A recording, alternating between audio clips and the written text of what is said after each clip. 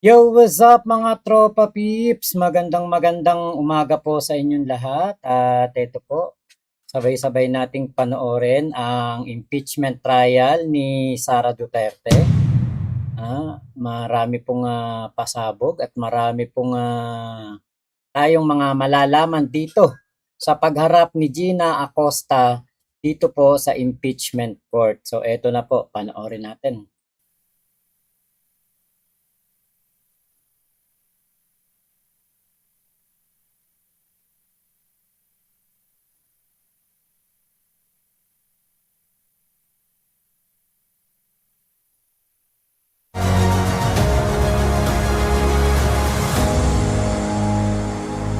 Guide everyone here, the senator judges, the presiding officer, the prosecution and defense counsels, the witnesses, and the Filipino people, so that we remember why we are conducting these proceedings.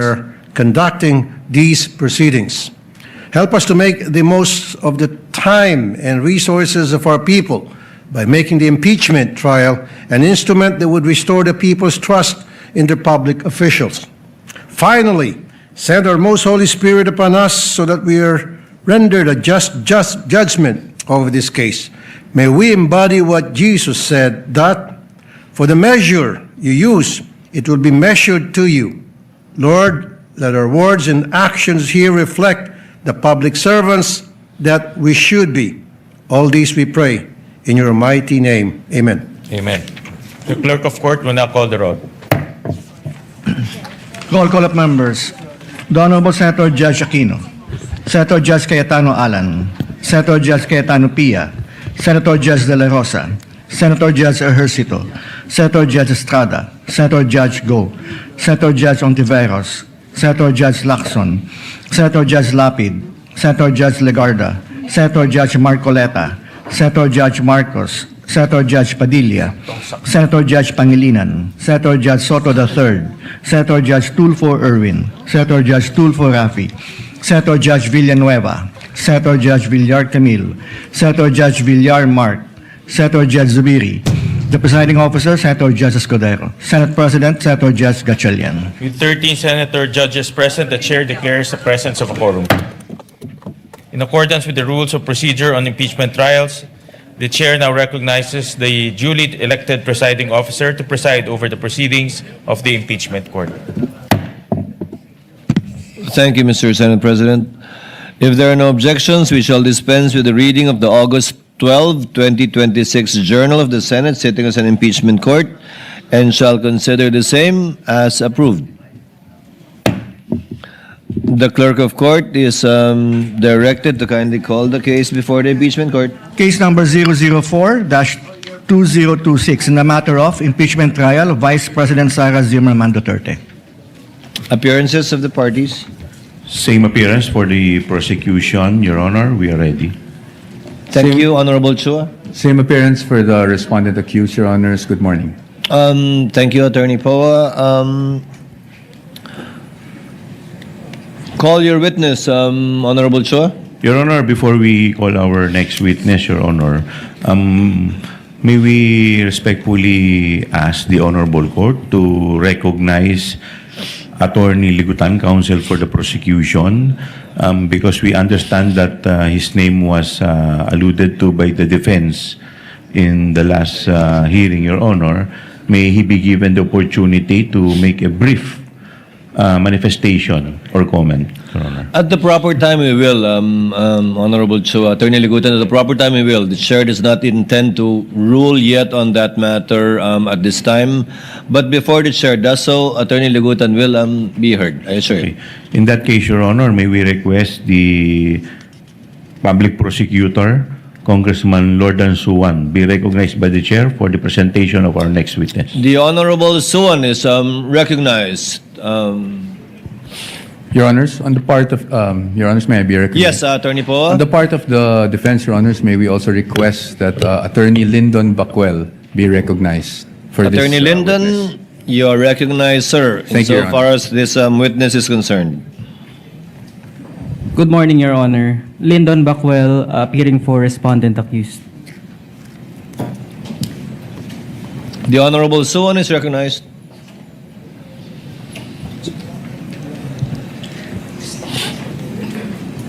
Thank you, Your Honor.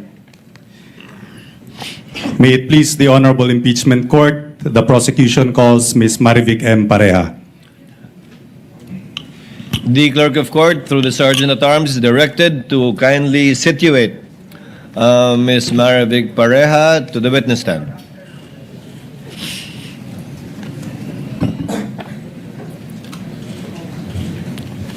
Kindly place the witness under oath, Clerk of Court.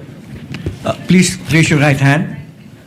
You, Marivic M. Pareja, do swear that the evidence you shall give in the case now pending between the Philippines and Vice President Sara Zimmerman Duterte shall be the truth, the whole truth, and nothing but the truth. So help you God. Yes, I do.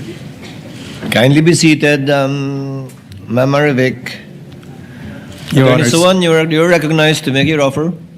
Your Honors, before we proceed with the offer of testimony, we respectfully manifest that we are distributing copies to all the senator judges of our offer of testimony. And we also request that this be flashed on the screen for the convenience of the senators and the viewing public.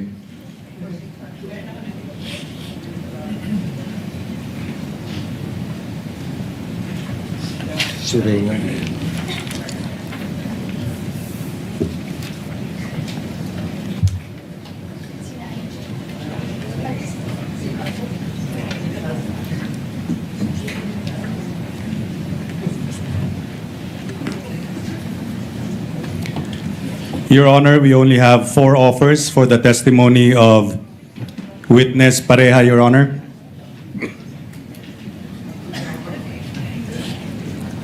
Your Honor, the testimony of witness Marivic M. Pareja is being offered to prove the following.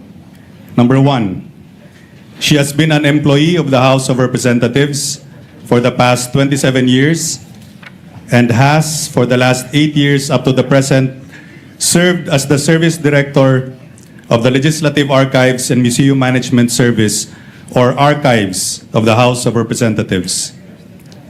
Number 2, the Archives is the official repository of all records of the House of Representatives, including those that were transmitted to it by the Committee on Good Government and Public Accountability, or CGGPA, in connection with the committee's hearings conducted from September 18, 2024 to December 9, 2024, and is responsible for the storage, preservation, retrieval, and release of certified true copies of such records and the issuance of certifications.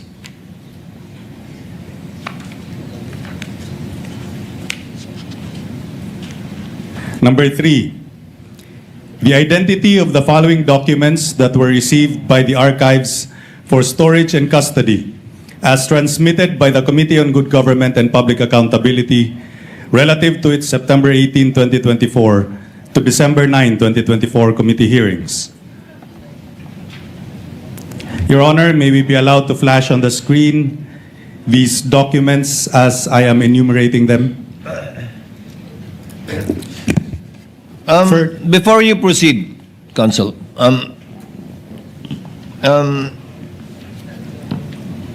let me be the one to do it. Would Attorney Lyndon be willing to stipulate insofar as the current position of the witness in the House is concerned relative to offers 1 and 2 of the Council? Yes, Your Honor, stipulated. Second, Counsel, the Honorable Suwan, you will only be presenting documents enumerated in your offer, namely P Roman numeral number 1-26A up to P Roman numeral number 1-26L1. May I ask, insofar as your pre-marked documents P-Roman numeral number 1-3 up to P Roman numeral -1-25I-1 These were not part of the documents you requested this court to take judicial notice of, which we are more than willing to do because they're of the same nature. And since you're not presenting it to this witness, would you want to make the corresponding motion for us to take judicial notice of those documents? Again, to reiterate, P-Roman numeral number 1-3 up to P-Roman numeral number 1-25-I-1. Mostly, these are documents pertaining to documents submitted to the House pertaining to the Ombudsman case and the counter affidavits of some of the respondents in that case. Yes, Your Honor. Or you'd have no intention of presenting those documents anymore. We do, Your Honor, and judicial notice would be much appreciated. Kindly ask for it because it is not part of those that we can give judicial notice of in a mandatory manner. So you are asking for judicial notice for the documents I mentioned. Yes, Your Honor, the prosecution moves. Any objection on the part of the respondent? Again, just as to the existence of these documents, as to the fact that they were submitted before the House of Representatives, not as to the truth or relevance of these documents to these proceedings. Counsel? Stipulated, Your Honor. We have no objection as regards the motion to take judicial notice of these documents. Court therefore makes an order that the documents inclusive from P-Roman numeral number 1-3 to P-Roman numeral number 1-25I-1 are all taken judicial notice of. Copies are therefore directed to be furnished to all the senator judges for their information and reference. Again, as to the fact that these are part of the official records of the House, duly submitted to them, and that they form part of the records forming the House deliberations and hearings. Now, next, Honorable Suwan, insofar as these documents you presented are concerned, again, these are all submissions to the House, correct? Yes, Your Honor. May I hear from counsel for respondent, Attorney Lyndon? Are you willing to stipulate as to these documents that they intend to present through the witness, Attorney Pareja? Again, only as to the fact that they were submitted to the House, part of the official records of the House, and that in the performance of her regular duties, that these are within her custody, and that she performed her duties in the regular course of events. We stipulate, Your Honor, as regards the transmittal of these documents to the department of the witness, Your Honor. And that she is in possession and custody of these documents Yes, Your Honor. as part of the official records of the hearings of the House. Yes, Your Honor. Honorable Suwan, since it has been stipulated by the council, would there be anything else? Again, just for clarity, Attorney Lyndon, we are referring to previously marked documents P-Roman numeral number 1-26-A up to P-Roman numeral number 1-26-L-1. A total of 11 documents. I think you've been furnished with a copy? No, Your Honor. We have not Kindly been furnish furnished a copy. kindly furnish opposing counsel with a copy. And it's also being flashed on the screen, counsel. If I may, Your Honor. Yes, Honorable Suwan. For the record, may we be allowed to identify these documents that defense has agreed to stipulate upon? Yes, you can. You're referring to P-Roman numeral number 1-3 up to P-Roman numeral number 1-25-I-1.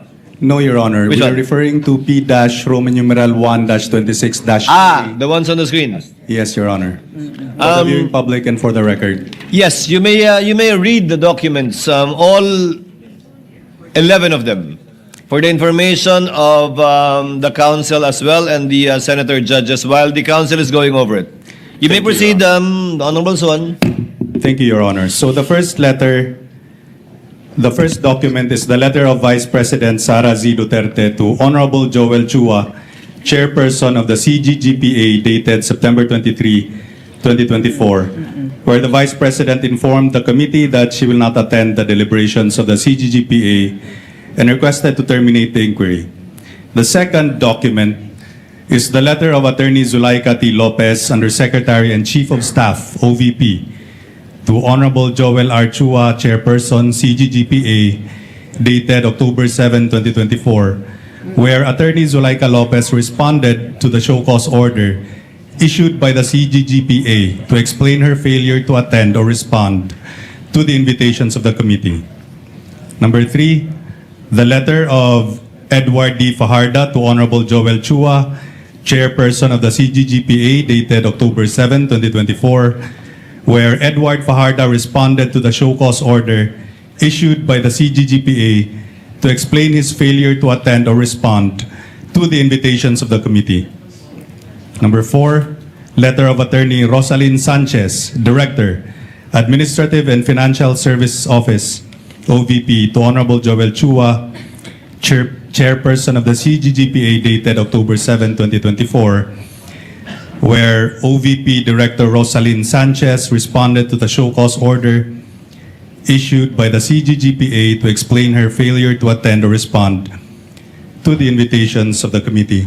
Your Honor, we also manifest that these documents have been previously marked, and the current one has been marked as P-Roman numeral 1-26-D as shown on the screen, Your Honor, as well as the previous documents, which were already previously marked.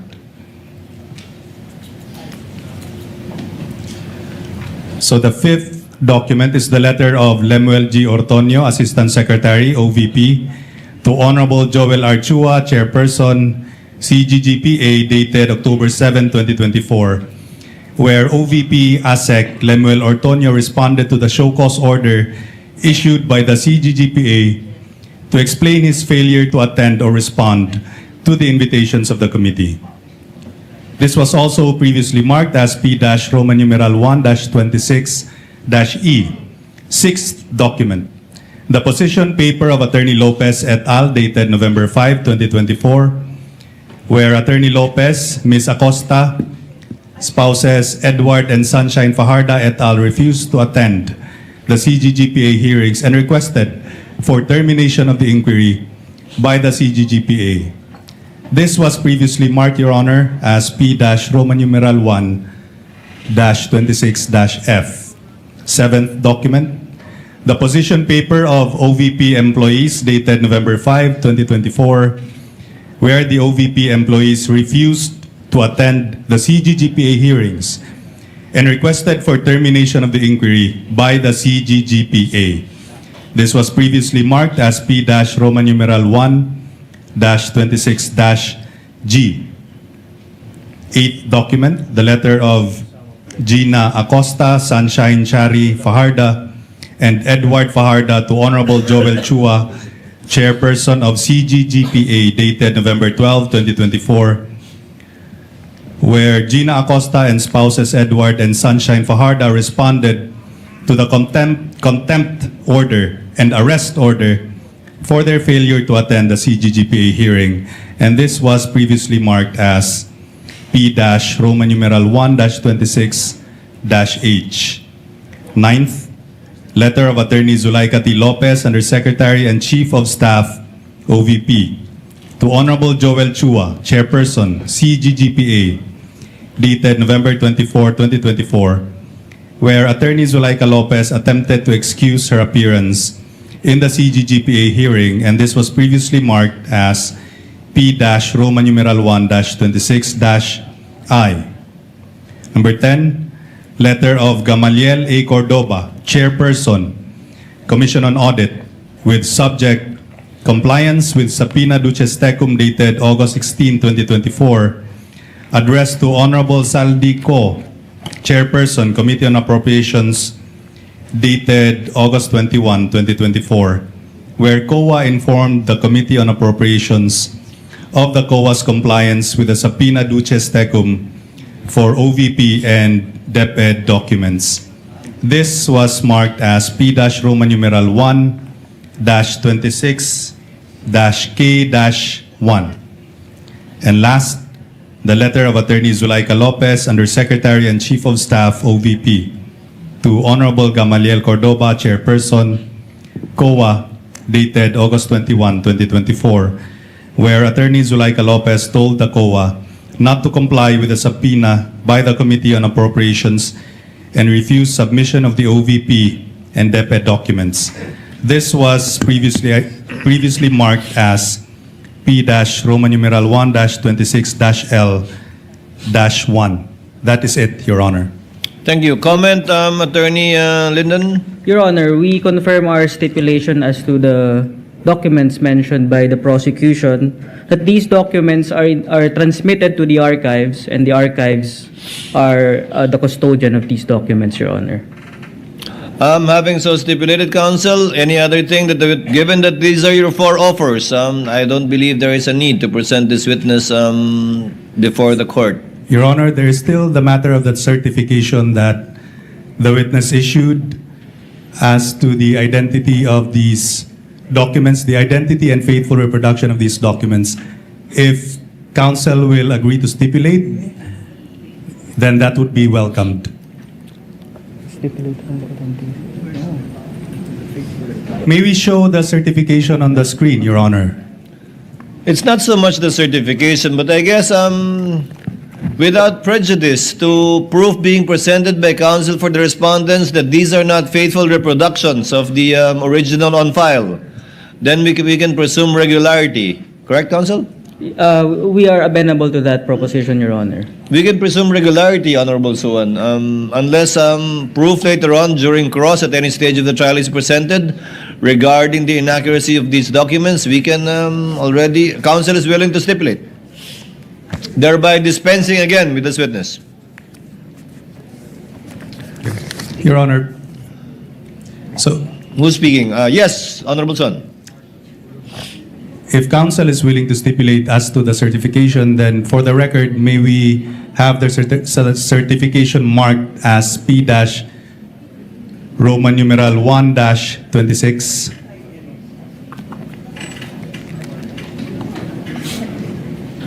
It has already been marked previously. It's been Your marked, Honor. yes. Yes. Just for the record. Thank you. So, can we dispense with this witness, Honorable Son? Yes, Your Honor. Ms. Pareja, you are excused. Kindly send our regards to Cesar over there. Thank you, Your Honor.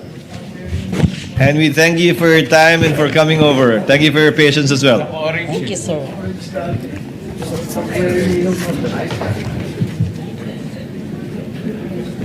Yes, Call your next witness, the Honorable Chua. If you're going to be the one to stand up, call your next witness, Honorable Chua.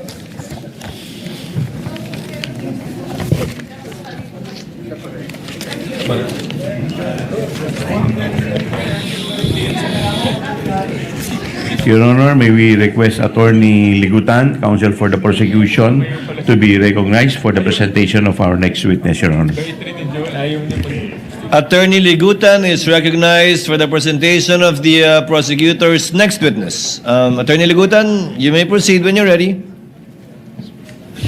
Your Honor, we were expecting to present the witness at a bit later time. I believe she's here. May I move for a quick recess, 2 minutes, Your Honor, please. Brief recess is declared. Nandiyan na rin, di ba? Yeah. Pasituate mo na dun sa ano, padala mo na dun.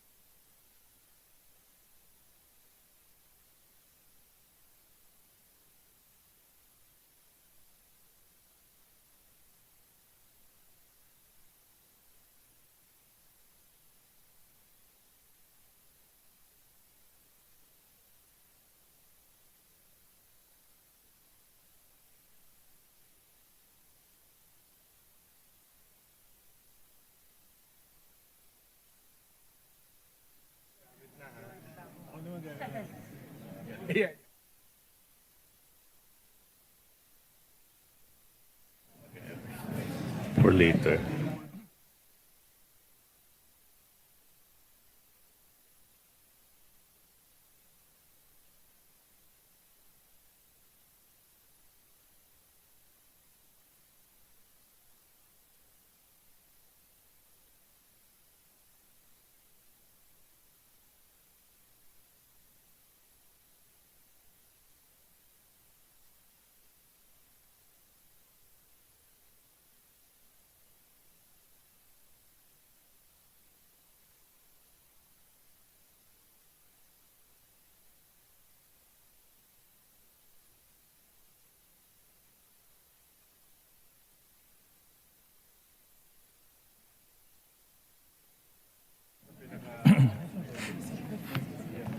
Saan yung ano?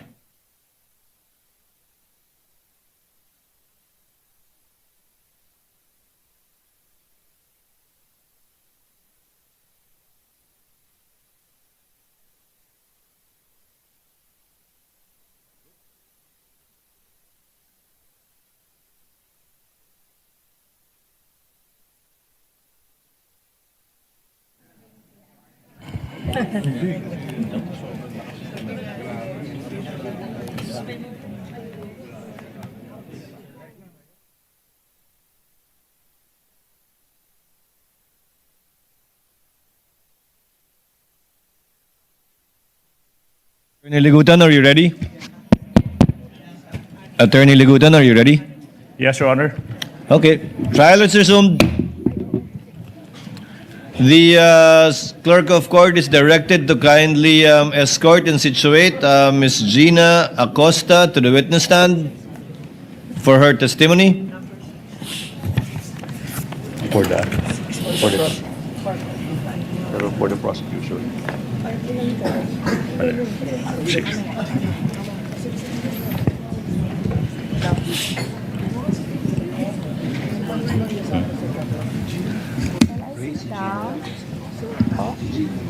Hindi pa makupo.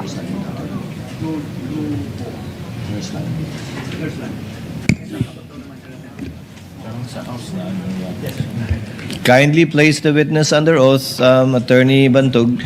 Please raise your right hand, ma'am. You, Gina F. Acosta, do swear that the evidence you shall give in the case now pending between the Philippines and Vice President Sara Duterte shall be the truth, the whole truth, and nothing but the truth. So help you God.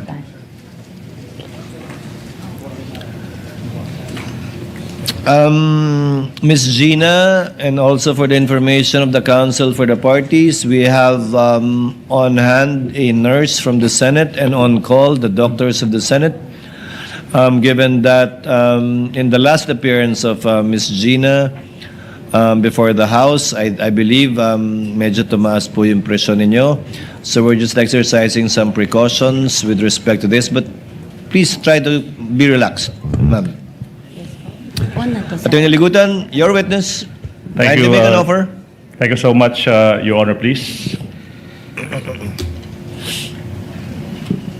Mr. Presiding Officer, our senator judges, the prosecution presents the first hostile or hostile witness in this impeachment trial. The testimony of the first, we'll pronounce it at hostile, we're accustomed to hostile. Ang testimonya ng kauna-unahang hostile witness sa impeachment trial na ito is being presented to prove ang mga sumusunod. Layo ng prosecution na ipresenta o iharap si Gina Acosta bilang isang hostile witness. Ibig sabihin, hindi po siya testigo pabor sa prosecution. Pangalawa, si Ms. Acosta ay nanunungkulan ngayon bilang Vice Presidential Staff Officer 6 sa Office of the Vice President. Pangatlo, Siya ay nagsilbing Special Disbursing Officer or SDO ng Office of the Vice President noong taong 2022 at saka 2023. Pangapat, siya rin ang nagsilbing SDO para sa confidential funds noon ni Mayor Sara Duterte sa Davao City mula taong 2019 hanggang 2022. Panglima, siya ang naging staff member sa Davao City Administrator's Office sa pagitan ng mga taong 2016 at 2022 at ng Davao City Budget Office sa panunungkulan noon ni Mayor Sara Zimmerman Duterte. Pang-anim, sa last quarter o huling 3 buwan ng 2022, ginastos ng OVP or Office of the Vice President ang halagang 125 million pesos na confidential funds sa loob lamang ng 11 araw sa ilalim at pamamahala at pangangasiwa ng Vice Presidente nang walang liquidation, nang hindi kumpleto o walang sapat na dokumento na nagpapatunay sa pagbabayad. Pang-7, pang-8. Inatasan ng Vice Presidente ang witness na i-encash ang kabuuhang halaga na 500 million pesos or kalahating bilyon noong ika-20 ng Disyembre 2022, ika-6 ng Pebrero, ika-25 ng Abril, at ika-14 ng Hulyo 2023. I skip number 7, sorry. Sa 3 quarters ng 2023, ginastos ng OVP ang halagang 375 million na confidential funds sa ilalim ng pamamahala at pangangasiwa ng Vice Presidente nang walang liquidation, wastong liquidation nang hindi kompleto or walang sapat na mga dokumento na nagpapatunay sa pagbabayad. Let's go to number 9. Ang lahat ng confidential funds na inilaan sa OVP ay na-withdraw in cold cash na nagkakahalagang kalahating bilyong piso noong December 20, 2022, February 6, April 25, at July 14, 2023. Pang-10, inutusan ni VP Sara na ibigay ang kabuuhang 500 million pesos, 500 million pesos in cold cash sa security officer ng OVP na si Colonel La Chica na hindi isang accountable officer, isang paglabag sa batas. Sa Joint Circular 2015-01, pang-11, ang ginagawang disbursements ng confidential funds sa ilalim ng Office of the Vice President. Ang ginawang disbursements ay maraming bahid o namumutakti sa pagsuway at paglabag sa Joint Circular 2015-01. 12, bigo ang respondent, Vice President, na maliquidate ang kabuuhang halaga na 500 million pesos na pera ng bayan, 500 million pesos, alinsunod sa demand o kahingian ng Joint Circular 2015-01. Pang-13,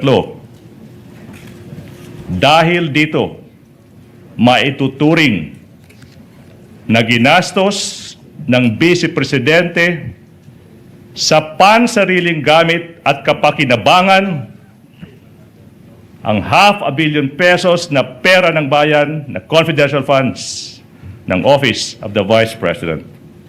Lastly, Your Honor, please, tutukuyin ng witness ang mga dokumentong may kaugnayan sa mga alegasyong nakasaad sa articles of impeachment. That's for the offer. Comment, Attorney Bacuel? Your Honor, for purposes number 2 and 3, we are willing to stipulate. We note that for purpose 3, this was already part of the admissions of the parties in the pretrial order. And it's contained in Part 1A, Item 2.8 of the pretrial order, Your Honor. For purpose number 4 and 5, as regards the confidential funds in Davao City and the position of the witness as SDO of Davao City, we would like to object on the ground of irrelevance, Your Honor, considering that for the simple reason that the confidential funds in Davao City are not part of the allegations in the articles of impeachment. So there's really no fact in issue to be proved by the testimony of the witness, Your Honor.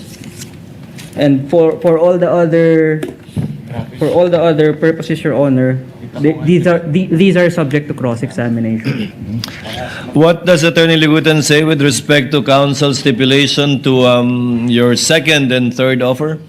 The stipulation is well taken, Your Honor, please. So therefore, it is established na si Ms. Acosta ay ngayon nanunungkulan bilang Vice Presidential Staff Officer 6, saka nagsilbi siyang Special Disbursing Officer noong taong 2022 tsaka 2023. However, Your Honor, please, yung punto na walang relevance, yung naging pagsisilbi as SDO para sa confidential funds mula 2019 tsaka 2022, tsaka I think yun, di ba? Your Honor, please, we beg to disagree. It is very much relevant in today's proceedings, considering, Your Honor, please, that it is her experience as the SDO of Davao City in those inclusive years that led the Vice President to also bring her to the office of the Vice President and do the things they did in Davao City, this time with the money of the office of the Vice President. That is very much relevant to the prosecution's case, Your Honor, please. May I respond, Your Honor? Yes, before the presiding officer makes a ruling, counsel. Yes, Your Honor. The rebuttal presented by the prosecution is wrong, considering that there's no such allegation in the articles of impeachment, Your Honor. Moreover, Your Honor, it is clear in the ruling of the Supreme Court in Duterte versus House of Representatives that the basis of any charge must be for acts committed in relation to the impeachable office and within the term of the impeachable officer, Your Honor. Your Honor, can I make a quick rebuttal to the last point? No need, counsel. The presiding officer will make a ruling. The court will allow it, given that it is for the purpose of establishing pattern and/or behavior on the part of the witness. But to be clear, that whatever she says with respect to acts committed by her in relation to the Vice President now, while she was a mayor in Davao City, is not part of this impeachment trial and will not in any way add to the charges that has been filed and are pending before this court under the 4 articles of impeachment, as previously ruled by the chair in previous requests for subpoena, for example. However, may I ask counsel further to abbreviate the proceedings? Attorney Bakel, are you willing to stipulate that the witness is a hostile witness, and therefore counsel may ask leading questions already instead of qualifying the witness as a hostile witness? No, Your Honor. The prosecution must first qualify the witness as hostile, Your Honor. Then qualify her, Attorney Ligutan. We shall. Qualify her. You may proceed when you're ready. Thank you so much. Madam Witness, mayong buntag. Mayong buntag sa... Ma'am, Excuse me. Your Honor, pwede Excuse bang me. magpaduol gamay sa Can atong I mikropono? Can you draw closer to the microphone? Okay. Yes. Salamat po. How are you, Madam Witness? Okay, Jutay. Okay, og jutay. Ibig sabihin, I'm a bit fine. Madam Witness, natay tubig. We have water. Excuse me, sir. Opo. Sir, pwede didilibog na Okay. tubig? Your Honor, ingon ang witness, sabi po ng witness, po pwede bang hindi po malamig yung tubig? The OSAA is directed to kindly give her. Ma'am Gina, you prefer warm water? Hindi naman daw po malamig yan, pero baka dahil sa aircon na lang lumamig. Ano lang po, sir, yung kung merong maligamgam. Maligam-gam na lang po. Mas Pakibigyan na lang better po ng po. maligam-gam. Salamat po. You're welcome, ma'am. You may proceed, Attorney Ligutan. Salamat. Ma'am, may buntag na. Why are you here today if you know? Na ako diri tungod sa akong sabwena. Okay. Nagipatawag ko diri sa Senado pizza August. With your permission, Attorney Ligutan, kung papahintulutan niyo po, Ms. Gina, pwede po gamitin po ninyo para mas maunawaan ng mas nakararami, Ingles o Pilipino sa pagsagot? Your Honor, pwede po haluan ng Bisaya, Your Honor. Sige po, basta ma-translate ni Attorney Ligutan without any objection from the respondent yung ibang mga kataga o salita Your Honor. na gagamitin ninyo.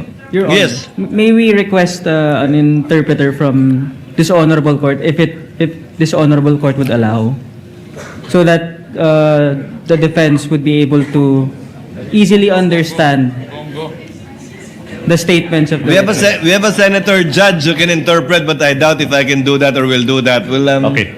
Ma'am, Your Honor, I have a proposition. Ma'am Acosta, alala ko when you testified before the Committee on Good Government sa House of Representatives, ma'am, we spoke in Tagalog, then siningitan natin ng our great Bisaya language, no? Ma'am, pero po, para po mas mabilis, kung po pwede po, no, let's try as much as we could po to speak Tagalog. Kung po pwede lang, ha? And then, if you really have to speak Bisaya, then, of course, hindi po pinagbabawal yan. We should be proud of it. Pero kung po pwede po, Tagalog po tayo.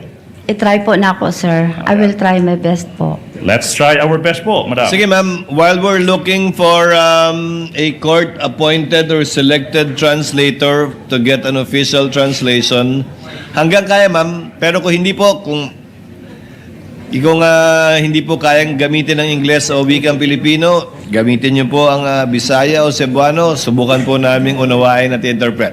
Alright. You may proceed, Attorney Ligutan. Salamat. Ma'am, sinabi mo, andito ka kasi nga pinasabina ka. Pinasabina ng impeachment court. Di ba po ba? Yes po. Ma'am, na-mention din, nasabi rin na ikaw ay isang special disbursing officer, hindi lang sa Davao City, pati na rin sa Office of the Vice President. Yung tanong now is, what funds? What funds? Anong klaseng pondo po yung didi-disburse nyo bilang isang special disbursing officer po? Confidential funds po, Your Honor. Confidential funds. So, na-mention mo yung confidential funds. Now, sinabi mo, ma'am, na ikaw ay andito kasi nga napasabina ka. Ma'am, yung tanong, ma'am, is, ito po ba ang unang pagkakataon na kayo ay napasabina para tumistigo? This is my second time. Pangalawang time na po ito, Your Honor.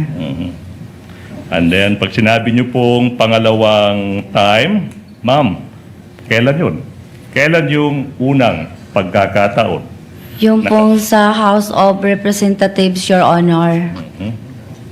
Now, House of Representatives, maalala nyo yung petsa, ma'am? Kailan kayo nag-appear before the House of Representatives? November 2025. November 2025. Taon po is? Anong taon? No, 2025. Hindi po 2024? 2020. Sandali lang, sir, ha? Sige, sige. Anyways, ma'am, basta sinasabi nyo po, secondary na po yung taon because it's on record naman. Pero nasabi nyo, ito po yung pangalawang pagkakataon na kayo ay naimbitahan po na tumistigo kasi po may sampina. Now, yung tanong, ma'am, is this is preliminary question. Ikaw ba ay nakatanggap na ng isang reklamong kriminal or administratiba na may pagkakaugnay sa paggamit ng confidential funds? Leading, Your Honor. Exactly, I just said preliminary, Your Honor. Preliminary, counsel. Witness may answer. Wala, Your Honor. Aha. So sinasabi mo, mama, na wala pa kayong natatanggap na reklamo. Yun po yung sagot nyo, di ba, ma'am? Ipinapakita ko ngayon, ma'am, yung isang counter affidavit. Okay? Your Honor, I move that the prosecution counsel, Attorney J, be allowed to confront the witness with the documents. And that is a continuing motion because we'll be doing that for the rest of the remainder of the testimony, Your Honor. Assisting counsels from both parties may approach. Your Honor, Yes. Yes, Attorney Bakel. may we know the purpose of the questioning of the prosecution? Your Honor, I'm tempted to state that, but we are leading there. We are about to establish the ground to make this witness an hostile witness. May we not be preempted, Your Honor? You answered the query of counsel. You may All proceed. right. Now, Your Honor, please. This witness, Madam Acosta, is facing a complaint together with the Vice President exactly because of their misuse of confidential funds. Your Honor, it is stated in the witness's counter affidavit that the Vice President is not responsible or should not be held liable for any misuse of confidential funds. Your Honor, that interest is directly adverse to the prosecution's case before this impeachment court. The prosecution seeks to prove otherwise, that this witness, that the Vice President, rather, is responsible for the illegal disbursement of confidential funds.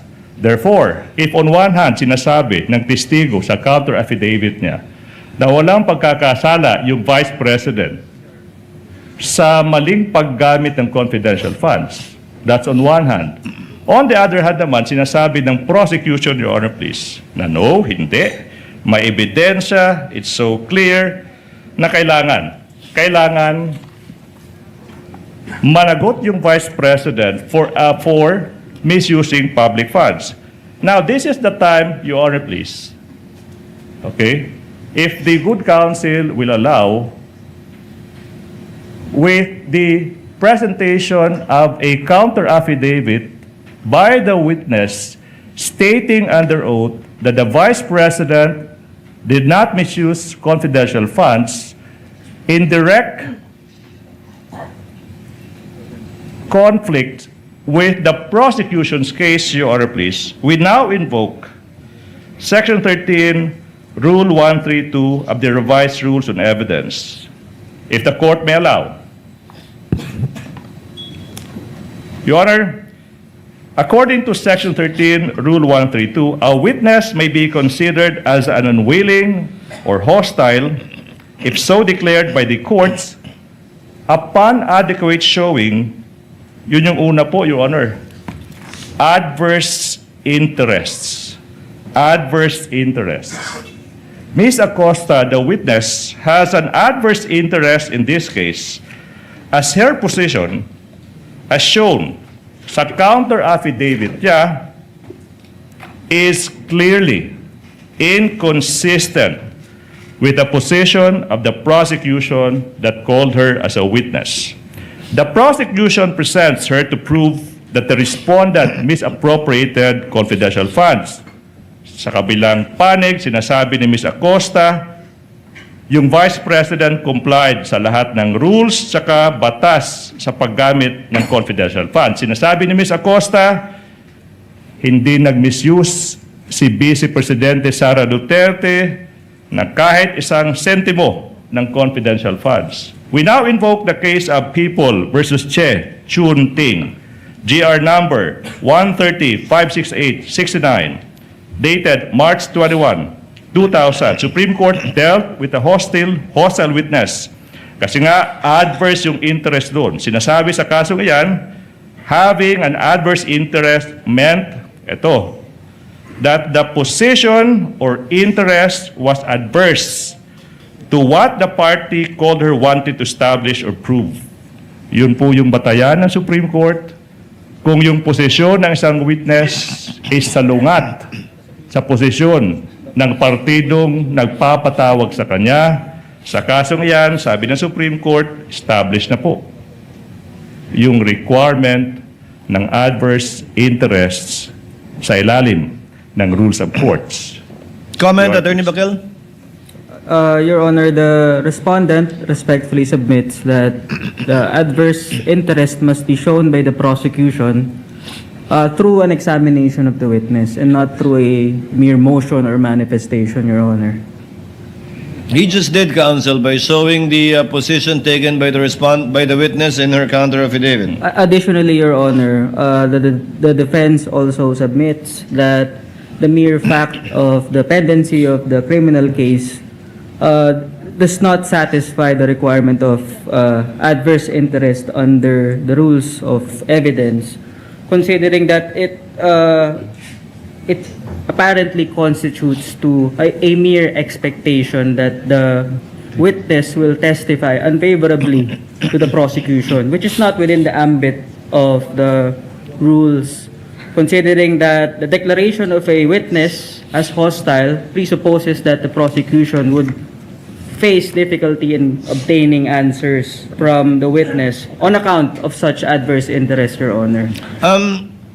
Allow the presiding officer. Ms. Gina, saan po kayo nagtatrabaho ngayon sa Office of the Vice President? Tama po? Yes, Your Honor. Sino po ang boss nyo sa Office of the Vice President?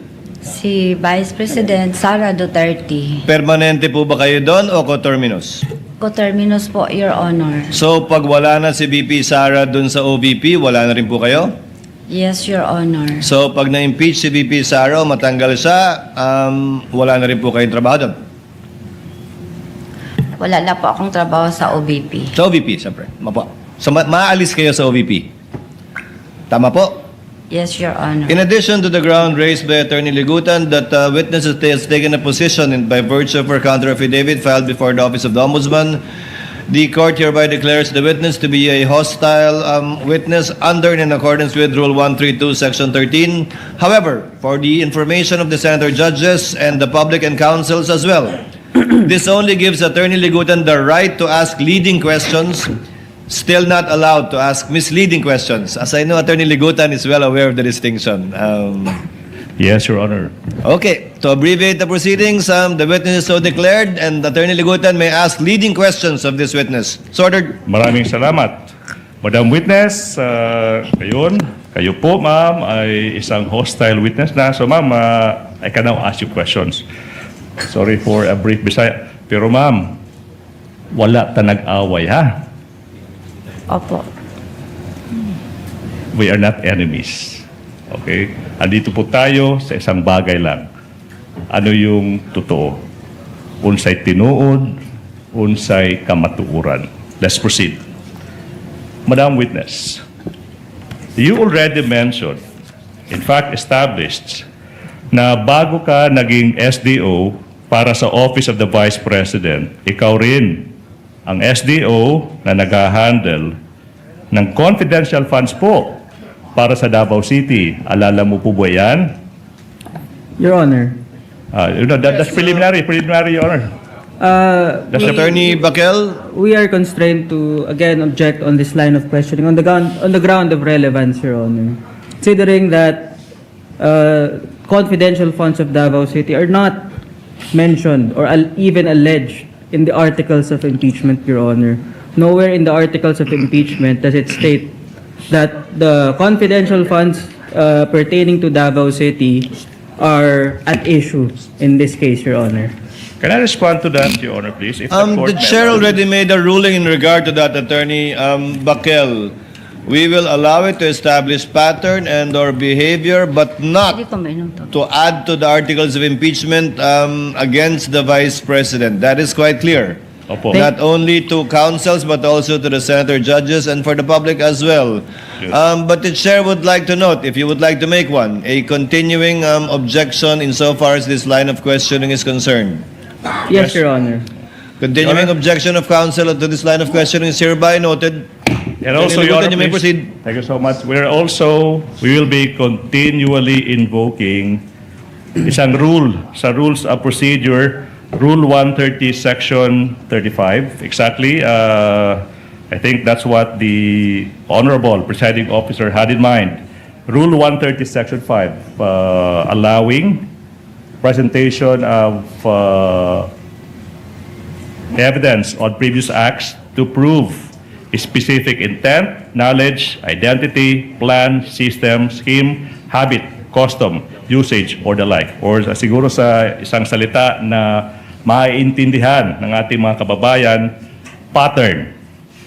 May pattern. May proceed, Your Honor? You may proceed, counsel. Thank you. So therefore, Madam, yung paghahandle po ng confidential funds, hindi na bago sa inyo. Tama po ba? Ano po, Your Honor, familiar lang po ako sa pagiging SDO, SDO. Special Disbursement Officer. Alright, now. And ma'am, familiar din po kayo sa mga dokumento or reports na kailangan ihanda bago po magamit ng isang opisina gaya ng Office of the Vice President ng confidential funds. Tama po ba? Opo, Your Honor. Opo. Thank you so much, ma'am. In fact, madam, you are familiar with Joint Circular 2015-01. In particular, nakasaad dyan, paragraph 4.2. May we be allowed, Your Honor, please, ayan. Ma'am, nakasulat po sa paragraph 4.2 ng Joint Circular 2015-01 na lahat ng allocations ng confidential funds dapat supported by yung unang dokumento, ma'am, nakasulat dyan, physical and financial plan. Familiar po kayo sa provision na ito, ma'am, di ba? Yes, Your Honor. Okay, ma'am, salamat po. Now, according sa provision na ito, ang pagdi-disperse, okay, ang paggagamit, ma'am, what's Bisaya for disbursement, kung alam niyo po? Ano ba yung Bisaya? What term do we use, Cebuano Bisaya, for disbursement? Ang pag-release. Pag-release. Okay. Kailangan base yan sa physical and financial plan. Okay? Therefore, hindi po pwede na may marirelease na confidential funds kung walang tinatawag na PFP. No? Physical and financial plan. Tama po ba? Tama po, Your Tama Honor. po, ma'am. Di po ba, ma'am, kinukumpirma mo na para sa ika-4 at huling quarter ng 2022 para ma-release yung 125 million pesos na confidential funds, sinasabi nyo, nag-comply naman yung Office of the Vice President sa kinakailangang physical and financial plan. Tama po ba? Yes, Your Honor. Tama po ba? Now, in fact, ma'am,